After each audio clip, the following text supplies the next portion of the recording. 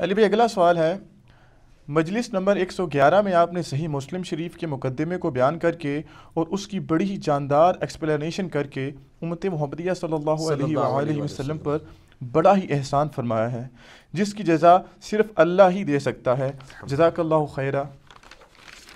آمین. پوچھنا یہ ہے کہ آپ نے اسی ویڈیو میں فرمایا کہ امام مسلم رحمہ اللہ تعالیٰ خود بھی امام بخاری رحمہ اللہ تعالیٰ کے اسٹوڈنٹ تھے، تو پھر کیا وجہ ہے کہ پوری صحیح مسلم میں کوئی ایک حدیث بھی ایسی نہیں جو امام مسلم رحمہ اللہ تعالیٰ نے امام بخاری رحمہ اللہ تعالیٰ سے نقل کی ہو؟ اس کے پیچھے ایک ٹیکنیکل ریزن ہے جی. اس میں کوئی شک نہیں ہے کہ امام بخاری کے سب سے لاڈلے ترین اسٹوڈنٹ امام مسلم تھے، اور بلکہ محدثین تو کہتے ہیں یہ صحیح مسلم جو ہے یہ بھی امام بخاری کی کرامت ہے، کیونکہ انہی سے امپریس ہوئے تھے. امام بخاری رحمہ اللہ تعالیٰ اپنی زندگی کے آخری سالوں میں ایران ہی شفٹ ہو گئے تھے، نیشا پور میں. نیشا پور ہی وہ علاقہ ہے جہاں پہ امام مسلم رہتے تھے. 250 ہجری 250 ہجری میں امام بخاری وہاں پہ چلے گئے تھے. وہیں پہ امام مسلم ان کے حلقہ ارادت میں شامل ہو گئے اسٹوڈنٹ کے طور پہ. اس وقت تک ظاہر امام بخاری لکھ چکے تھے، تو یہ بخاری لکھوایا کرتے تھے اپنے اسٹوڈنٹس کو. اب اللہ کی طرف سے تقدیر غالب آئی کہ وہاں پہ ایک اور بڑے محدث تھے، امام محمد بن یحییٰ الذہلی، المتوفی 253 ہجری 253 ہجری میں فوت ہوئے. وہ امام بخاری المتوفی 256 ہجری اور امام مسلم المتوفی 261 ہجری کے مشترکہ استاد تھے. انہوں نے ہی سرمنی ارینج کی جب امام بخاری آئے کہ جی ان کو ویلکم کہا جائے. اس وقت یہ ہوتا تھا جب محدث آتے تھے لوگ پھر ان سے حدیثیں سنتے تھے، جس طرح آج کل کو بڑا سنگر آتا ہے تو پوری پبلک اکٹھی ہوتی ہے. اچھا، اور امام زولی نے اپنے شاگردوں کو سختی سے منع کیا کہ آپ نے امام بخاری سے خلق قرآن کا مسئلہ نہیں ڈسکس کرنا. اچھا، یہ جو میں واقعہ آپ کو بتا رہا ہوں یہ تمام اسماء و رجال کی کتابوں میں تواتر سے نقل ہوا ہے.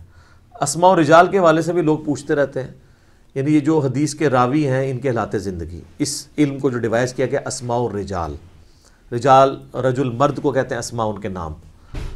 اس میں امام ابن حجر اسقلانی کی کتاب ہے التہذیب التہذیب، ابن حجر اسقلانی المتوفی 852 ہجری. اور ان سے بھی پہلے امام ذہبی المتوفی 748 ہجری، ان کی کتاب ہے سیر اعلام النبلاء. ان دونوں میں یہ واقعہ موجود ہے جو میں واقعہ آپ کو بیان کر رہا ہوں. اب اللہ کرنا یہ ہوا کہ اب ظاہر شرارتی لوگ تو موجود ہوتے ہیں، جس طرح یہاں کے لوگ یزید کا مسئلہ چھیڑ ہی لیتے ہیں، ٹھیک ہے نا.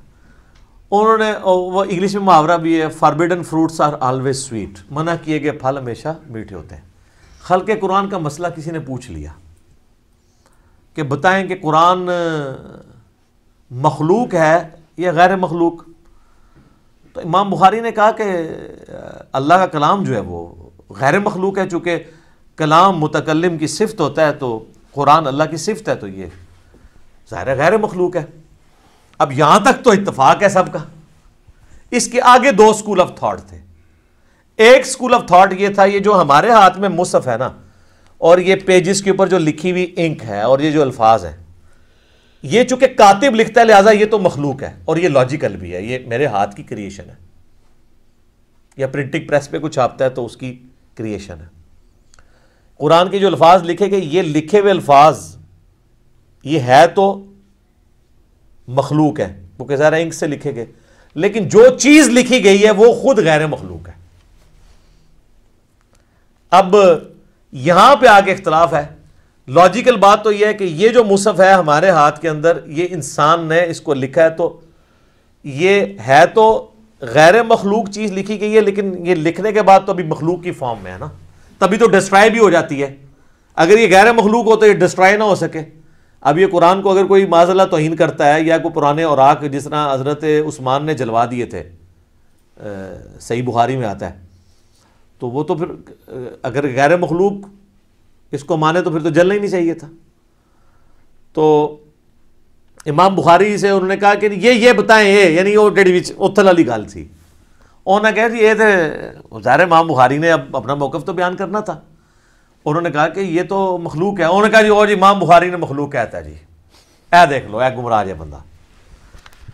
اب وہ پورا مجمع ظاہر ہے امام بخاری کے خلاف ہو گیا, حتیٰ کہ ان کو وہ شہر, حالانکہ وہ اس نیت سے گئے تھے کہ میں باقی زندگی وہیں پہ گزارنی ہے. اب وہ ان کے استاد صاحب بھی آ گئے, انہوں نے جناب اناؤنسمنٹ کرا دی. انہوں نے کہا اب وہ کیوں یہ کر رہے تھے, وہ امام بن حنبل کے شاگرد تھے, المتوفی 241 ہجری.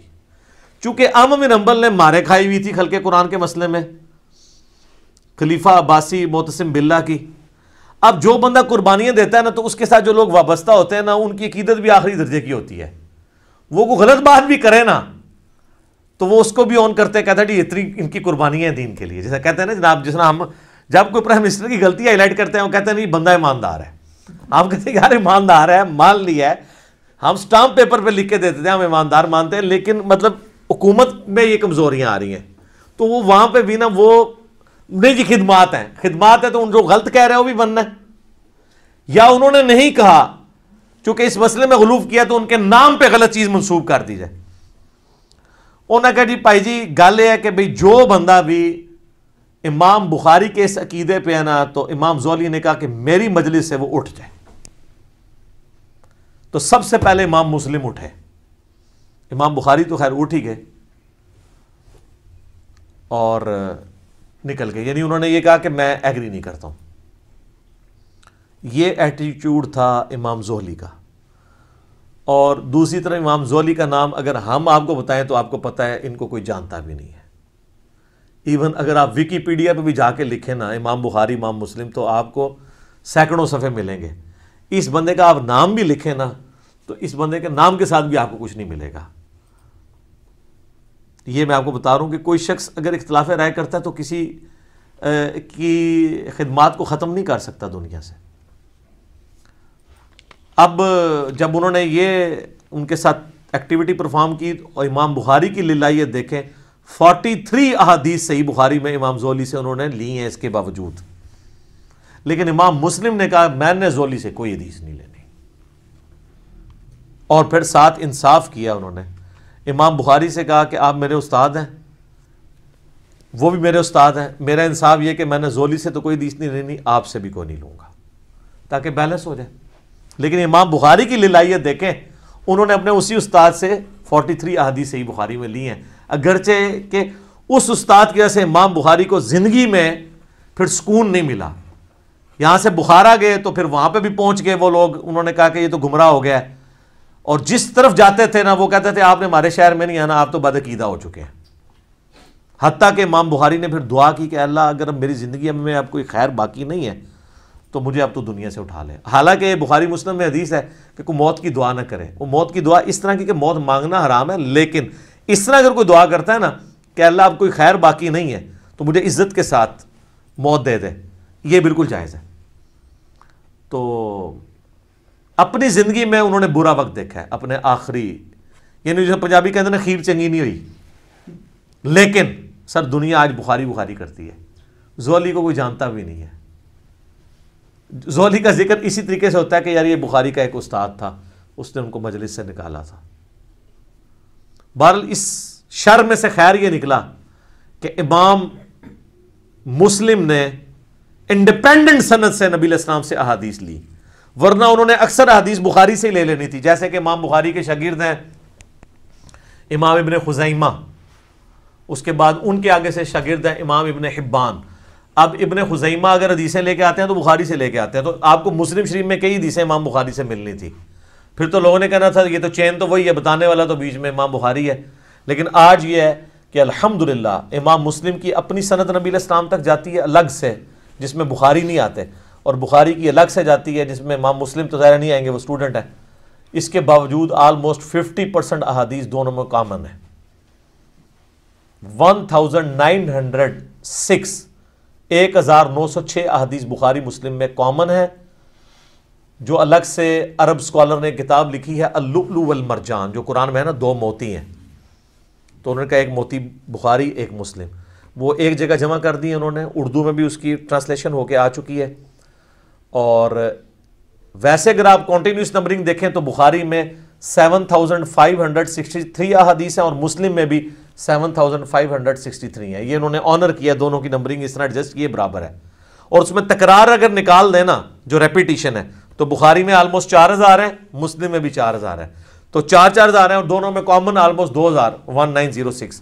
50% احادیث آلموسٹ کامن ہے. تو قرآن میں بھی آیا نا معاملے کے لیے 2 گواہوں کی ضرورت ہے, تو اللہ تعالیٰ نے 2 گواہ دے دیے انڈیپینڈنٹ سورس سے. یہ اس شر میں سے خیر نکلا ہے, اللہ کی خفیہ تدبیر تھی, یہ ہونا تھا. بہرحال اس سے کئی ایک چیزیں آپ کو پتہ چلی کہ امام بخاری کتنے اعلیٰ اخلاق کے مالک تھے کہ اسی استاد سے حدیثیں لی. امام مسلم کتنی احتیاط کرنے والے تھے کہ انہوں نے کہا میں نے اگر ایک استاد سے اختلاف کیا ہے, دوسرے سے ایک مسئلے میں اختلاف ہوا ہے نا, انہوں نے اس استاد کو 0 سے ملٹیپلائی نہیں کیا, عزت اسی کی عزت کی وجہ سے بخاری سے بھی حدیثیں نہیں لی. یہ نہیں کہا کہ گمراہ کہہ دیا. اعلیٰ ظرفی کا مظاہرہ کیا امام بخاری نے, امام مسلم نے بھی. اور الحمدللہ آج ہمارے پاس دونوں ذخیرے احادیث موجود ہیں اور اللہ تعالیٰ کی یہ نعمت ہے. آپ دیکھ لیں, نہ یہ صحابہ ہیں, نہ یہ تابعین ہیں, یہ نہ تبع تابعین ہیں. امام بخاری امام مسلم تبع تابعین میں سے آتے ہیں. لیکن اللہ نے عزت شہرت ایسی دی ہے کہ دنیا کا ہر مسلمان, ایٹ لیسٹ سنی مسلمان, دنیا میں 80% زیادہ سنی ہے, ایون شیعہ بھی جانتے ہیں کہ یہ کتاب ہے. قرآن کے بعد افضل ترین 2 کتابیں بخاری اور مسلم ہیں. اور یہ چیز ہے کہ آپ اپنی لیگیسی چھوڑ سکتے ہیں, آپ صحابی نہیں بھی ہیں, اگر آپ دین کے لیے تڑپ شو کرتے ہیں اللہ تعالیٰ آپ کو اٹھا سکتا ہے. اور آج دیکھیں ان کا نام زندہ ہے. اس واقعے کی کلیریفیکیشن اس لیے بھی ضروری میں سمجھتا تھا, اس لیے میں نے یہ سوال انٹرٹین کیا. یہ سوال مختلف فارم میں ہمارے پاس آیا ہے. عموماً حنفیوں کی طرف سے یہ سوال کیا جاتا ہے کہ جب ہم ان کو کہتے ہیں کہ ہماری اہل سنت کی مین سٹریم کی ان 6 کتابوں میں جن میں 2 صحیح ہیں نا, بخاری اور مسلم, اور باقی 4 سنن اربع جن میں 80% صحیح حدیث ہیں اور 20% ضعیف ہیں, کچھ موضوع بھی ہیں, تو یہ آلموسٹ ملا کے 27,000 کے قریب احادیث بنتی ہیں اسناد کے اعتبار سے. ویسے تو آپ کریں گے تو 6-7 ہزار ہی بنیں گی ساروں کی, اگر اسکروٹنگ کر لیں گے, اس سے زیادہ نہیں بنتی. کیونکہ جو بخاری میں آ رہی ہے, مسلم میں بھی ہے, ابو داؤد میں بھی ہے, ترمذی میں بھی ہے, ابن ماجہ میں ہے. کسی ایک حدیث میں بھی امام بخاری, امام مسلم ہو, امام ترمذی ہو, ابو داؤد ہو, نسائی ہو, ابن ماجہ ہو, انہوں نے امام حنیفہ سے کوئی حدیث نہیں لی ہے. یہ کہتے ہیں نا امام حنیفہ ان سے بھی پہلے تھے, تو بخاری میں امام مالک کی حدیثیں ہیں, احمد بن حنبل کی ہیں, تو ان کی کیوں نہیں ہے؟ اس لیے کہ محدثین کے ہاں امام حنیفہ رحمہ اللہ کو حدیث کی فیلڈ میں ضعیف مانا جاتا تھا, فقیہ وہ بہت بڑے تھے. یہ ان کا کوئی عیب نہیں ہے, ایک فیلڈ میں ہو سکتا ہے بندہ اوپر ہو, دوسرے میں نیچا ہو. مسئلہ 197 میرا ریکارڈڈ ہے. تو وہ کہتے ہیں جی پھر تو اگر یہی رول مانا جائے تو امام مسلم بھی تو بخاری کے شاگرد ہیں, انہوں نے بھی تو کوئی نہیں نہ لی. یہ ڈاکٹر طاہر القادری صاحب نا ایک ویڈیو میں کہہ رہے تھے, تو وہ نہیں لی, اس کے پیچھے تو یہ ریزن ہے کہ انہوں نے اس وجہ سے نہیں لی ہے. یہ نہیں ہے کہ وہ امام بخاری کو گمراہ سمجھتے تھے یا امام بخاری کو ضعیف سمجھتے تھے, ایسا تو نہیں تھا. اچھا, پھر انہوں نے خود اس میں تھوڑا سا اس حوالے سے بھی کلیئر کیا کہ جی وہ اصل میں امام بخاری کا موقف یہ ہے کہ جس کا عقیدہ جو ہے نا وہ یہ ہے نا کہ ایمان کم اور زیادہ نہیں ہوتا, تو امام بخاری اس عقیدے کو غلط سمجھتے تھے. احادیث کی روشنی سے بھی ظاہر ہے یہ غلط ہے, ایمان کم زیادہ ہوتا ہے. تو اس لیے امام بخاری ان کے عقیدے کو صحیح نہیں سمجھتے تھے امام حنیفہ کے, اس لیے ان سے حدیث نہیں لی ہے. یہ اب ان کو بال پتہ ہے, انہوں نے بیان بھی کی. اور ساتھ اینالوجی یہ بنائی کہ امام بخاری سے بھی تو مسلم نے بھی تو کوئی نہ لی, اور پیچھے یہ ریزن تھی. یہ دونوں ریزنوں میں زمین آسمان کا فرق ہے. وہاں پہ وہ عقیدے کی کو غلط سمجھتے ہوئے, اور یہاں 2 استادوں کے اختلاف میں پارٹی نہ بنتے ہوئے انہوں نے یہ کیا ہے. یہ 2 چیزوں کو مکس نہیں کرنا چاہیے. اور میں یہاں پہ یہ بھی کلیئر کر دوں, وہ کہتے ہیں جی وہ امام مسلم کو 3 لاکھ حدیثیں یاد تھی, تو اس میں تو صرف انہوں نے لی ہیں 7563, اور تکرار بھی ختم کریں تو 4000 ہے. تکرار ختم کر کے کنٹینیوس نمبرنگ کو توڑ کے فواد عبد الباقی نے ایک دوسری نمبرنگ بھی کی ہے جس میں 3033 حدیثیں ہیں. یعنی ایک صحابی سے اگر ایک حدیث ہے اور دوسرے سے بھی اسی سے ملتے جلتے ہیں تو ان 5-6 جس نے پہلی 6 حدیثیں صرف یہی ہیں کہ جس نے میری طرف جھوٹ منسوب کیا اپنا مقام دوزخ میں دیکھ لے، اس نمبرنگ میں اس کو ایک ہی نمبر دیا انہوں نے. حضرت علی سے بھی ہے، حضرت ابو ہریرہ سے بھی، حضرت انس بن مالک سے بھی، حضرت مغیرہ بن شعبہ سے بھی، حضرت جابر بن عبداللہ سے بھی، حضرت جو ہے وہ عبداللہ ابن عباس سے بھی. لیکن کانٹینیوس نمبرنگ میں یہ 6 نمبر چلیں گے. ڈسکنٹینیوس میں جو فواد عبد الباقی نے کی ہے وہ انہوں نے اس کو ایک ہی نمبر دیا ہے. اس وجہ سے وہ نمبرنگ کا اختلاف. اسلام 360 میں ہم نے بہرحال کانٹینیوس نمبرنگ ڈلوا دی ہوئی ہے بہت پہلے ہی، میں نے کہا کہ تاکہ آسانی ہو جائے. اور میں ضمناً بتا دوں بخاری شریف کے جو چیپٹرز مسنگ تھے نا وہ بھی ڈال دیے انہوں نے. آپ چیک کر سکتے ہیں. اب رمضان آنے والا ہے نا تو آپ نے جا کے بخاری شریف میں نے بتایا تھا 692 نمبر حدیث کی ہیڈنگ میں امام بخاری نے لکھا ہے کہ سیدہ عائشہ کا غلام تھا زکوان جو مصحف ہاتھ میں پکڑ کے انہیں قیام اللیل کرواتا تھا، اور اس کی پوری سند جو ہے وہ سنن الکبریٰ البیہقی میں اور مصنف عبدالرزاق میں ہے. تو پہلے جب میں بتاتا تھا اسلام 360 میں 692 کی ہیڈنگ میں جائیں گے، ہیڈنگ میں غائب تھا، وہ ہیڈنگ انہوں نے ڈالی نہیں تھی، وہ اب ٹائپ کر کے ڈلوا دیا انہوں نے. یہ مسئلہ حل ہو گیا. میری زید بھائی سے پچھلے ویک بات ہوئی تھی، میں نے ان کو کہا یہ مسئلہ بنا ہے تو کہتے ہیں میں نے کروا دیا ہوا ہے، کیونکہ لوگ اس کو نیگیٹیولی دیکھ رہے تھے کہ انہوں نے بخاری میں سے چیزیں نکال دی ہیں. تو میں نے کہا وہ کسی درجے تک ٹھیک ہی دیکھ رہے تھے، آپ نے کیوں نکالی ہیں اس طرح؟ اگرچہ آپ نے، وہ کہتے ہیں میں تو ہیڈنگ سمجھ رہا تھا چونکہ اس کی نمبرنگ نہیں تھی، لیکن میں نے کہا امام بخاری کا فہم ہے وہ تو آپ نے بتانا ہے. تو یہ کہتے ہیں 3 لاکھ حدیثیں، وہ 3 لاکھ اسناد ہیں. یار قرآن کی آیات آلموسٹ 6,500 ہیں. 6,666 نہیں ہے سر، وہ بھی کہانی جائے نا. تو حدیثیں کیسے 3 لاکھ 6 لاکھ ہو سکتی ہیں نبی علیہ السلام کی زندگی میں؟ آپ کی عمر نو تھی کہ آپ نے 6 لاکھ حدیثیں بیان کرنی تھی؟ ٹوٹل احادیث جو ہے نا نبی علیہ السلام کی 10,000 سے زیادہ نہیں ہے. ساری کتابوں کی بھی جمع کر لیں. ویسے تو آپ کہیں گے 27,000 تو ادھر پڑھی ہوئی ہیں اور مشکات کی بھی 6,000 ڈال لیں، تو مشکات میں بھی اسی میں صحیح ہے نا. اگر یہ حدیث ہے کہ میری طرف جھوٹ منسوب کیا تو اپنا مقام دوزخ میں دیکھ لو، تو یہ بخاری میں بھی ہے، مسلم میں بھی ہے، ابو داؤد میں بھی ہے، ترمذی میں بھی ہے، نسائی میں بھی ہے، ابن ماجہ میں بھی ہے، اور مشکات میں بھی ہے. مشکات تو خیر اسی کے نوٹس ہیں. 7 جگہ پہ ایک حدیث ہے تو اس کو 7 دفعہ تو نہیں گنا جائے گا، 1 دفعہ. اور اس ایک حدیث کے بھی امام بخاری کئی ایک طرق لے کے آئے ہیں بخاری میں، اور ہر ایک کو علیحدہ نمبر دیا گیا بعد میں. امام بخاری مسلم نے تو نمبرنگ نہیں کی تھی، نمبرنگ تو ابھی 40-50 سال پہلے ہوئی ہے سٹینڈرائز، تاکہ آسانی کے ساتھ ڈھونڈا جا سکے. تو اب وہ آپ یہ کہیں گے کہ جناب یہ 7 حدیثیں ہوگی، 1 ہے. اس کو آپ یوں سمجھیں کہ ایک صحابی نے نبی علیہ السلام سے حدیث سنی، اس نے 10 تابعین کو سکھائی. حدیث 1 اسناد 10، ہر تابعی نے 10 تبع تابعین کو سنائی. ایک حدیث 100 اسناد. اور امام بخاری امام مسلم تو آ رہے ہیں تبع تابعین میں، وہاں پہنچتے ہوئے ایک ایک حدیث کی 1000 اسناد ہیں اگر ایک صحابی بھی ہو، اور اگر کئی صحابہ ہوں تو لاکھوں میں اسناد جائیں گی. انما الاعمال بالنیات کی 700 اسناد ہیں، حدیث تو ایک ہے. کہتے ہیں جی وہ لکھاں حدیثاں سنتے ہیں انہوں نے نا تھوڑی جی وہ جڑیاں نہیں لئیاں نا ساڑیاں سر وہ ہے ہی نہیں سنتے. اچھا دیکھیں جو چیز سامنے موجود ہے اس کو تو نہیں ماننا، جو انہوں نے نہیں لی وہ ماننی. اور تسی لے ہی نہیں مندے پہ ہو تو جو انہوں نے نہیں لی ہوئی ہے وہ تو آپ نے ماننی نہیں تھی. ٹھیک ہے، تو یہ اسناد ہیں میرے بھائی، یہ کوئی اس طریقے سے حدیثیں نہیں ہیں، سندیں ہیں، ان کی طرق ہیں اتنے زیادہ.